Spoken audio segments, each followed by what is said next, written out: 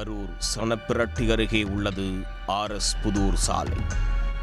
விடியற்காலையில் அந்த வழியாகச் சென்றவர்கள் எரிந்த நிலையில் ஒரு ஆண் சடலம் கிடப்பதைக் கண்டு அதிர்ந்து போயிருக்கிறார். உடனே பசுபதிபாளையம் போலீசாருக்கு தகவல் தெரிவிக்கப்பட்டது. சம்பவ இடத்திற்கு வந்த போலீசார் சடலத்தை கைப்பற்றி ஆய்வு செய்திருக்கிறார்கள். முற்றிலுமாக எரிந்து ஆளே அடையாளம் தெரியாத அளவுக்கு கரிக்கட்டையாக அந்த சடலம் கிடந்திருக்கிறது. சம்பவ இடத்தை சோதனை செய்த போலீசார் அங்கு மது குடித்ததற்கான தடயங்கள் இருந்ததை பார்த்திருக்கிறார்கள். மது அருந்தும் போது ஏற்பட்ட தகராறில் கொலை நடந்திருக்கலாம் என்று யூகித்த போலீசார் சடலத்தை மீட்டு உடற்கூராய்வுக்காக மருத்துவமனைக்கு அனுப்பி வைத்தனர். சடலம் முழுவதுமாக எரிந்திருந்ததால் கொல்லப்பட்டவர் யார் என்பதை அடையாளம் காண்பதில் சிக்கல் ஏற்பட்டிருக்கிறது.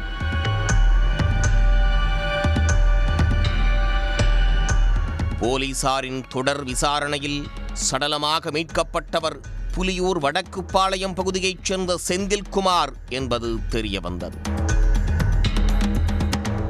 47 வயதான இவருக்கு திருமணமாகி பாண்டீஸ்வரி என்ற மனைவியும் 2 மகன்களும் உள்ளனர். கரூரில் உள்ள தனியார் டெக்ஸ்டைல் நிறுவனத்தில் செந்தில்குமார் டெய்லராக வேலை பார்த்து வந்துள்ளார். இந்த சூழலில்தான் இப்படி கொடூரமாக அவர் கொலை செய்யப்பட்டிருக்கிறார். போலீசார் செந்தில்குமாரின் குடும்பத்தினரிடமிருந்தே விசாரணையை தொடங்கியிருக்கிறார்கள். போலீசாரின் கேள்விகளுக்கெல்லாம் பாண்டீஸ்வரி கூறிய பதில்கள் முன்னுக்கு பின் முரணாக இருந்திருக்கிறது. இதனால் சந்தேகமடைந்த போலீசார் அவரிடம் கிடுக்குப்பிடி விசாரணை நடத்தியதில்தான் அனைத்து திடுக்கிடும் உண்மைகளும் அம்பலமாக இருக்கிறது. பாண்டீஸ்வரி ஏற்கனவே திருமணம் ஆனவர். முதல் தாரத்தில் ஒரு மகள் உள்ளார். கணவரோடு ஏற்பட்ட கருத்து வேறுபாடு காரணமாக கணவரை பிரிந்த பாண்டீஸ்வரி 2வதாக செந்தில்குமாரை திருமணம் செய்திருக்கிறார். இந்த சூழலில் முதல் தாரத்து மகளுக்கு வரன் பார்க்க பாண்டீஸ்வரி நினைத்திருக்கிறார். அப்போதுதான் அடுத்த தெருவில் வசித்து வந்த சமையல் மாஸ்டர் ராஜமாணிக்கம் என்பவரின் அறிமுகம் கிடைத்திருக்கிறது. ராஜமாணிக்கம் புரோக்கராகவும் இருந்து வந்துள்ளார். செல்போனில் இருவரும் பேசி பழகி வந்திருக்கிறார்கள்.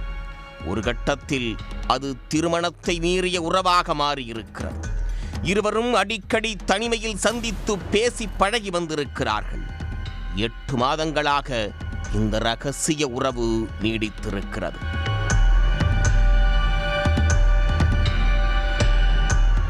இந்த விஷயம் சமீபத்தில்தான் செந்தில்குமாருக்கு தெரிய வந்துள்ளது.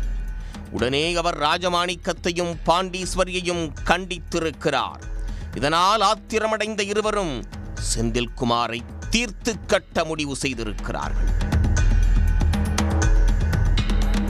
மனஸ்தாபத்தில் இருந்த செந்தில்குமாரை சமாதானப்படுத்தி சுமூகமாக பேசி பிரச்சனையை முடிப்பதாக ராஜமாணிக்கம் அவரை ஆர்எஸ் புதூர் சாலை அருகே உள்ள இடத்திற்கு அழைத்துச் சென்றிருக்கிறார்.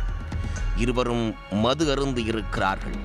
போதை தலைக்கேறியதும் செந்தில்குமார் ராஜமாணிக்கத்தோடு வாக்குவாதத்தில் ஈடுபட்டிருக்கிறார். ஒரு கட்டத்தில் அது கைகலப்பாக மாறியிருக்கிறது. ராஜமாணிக்கம் பீர் பாட்டிலால் செந்தில்குமாரின் தலையில் கடுமையாக தாக்கியிருக்கிறார்.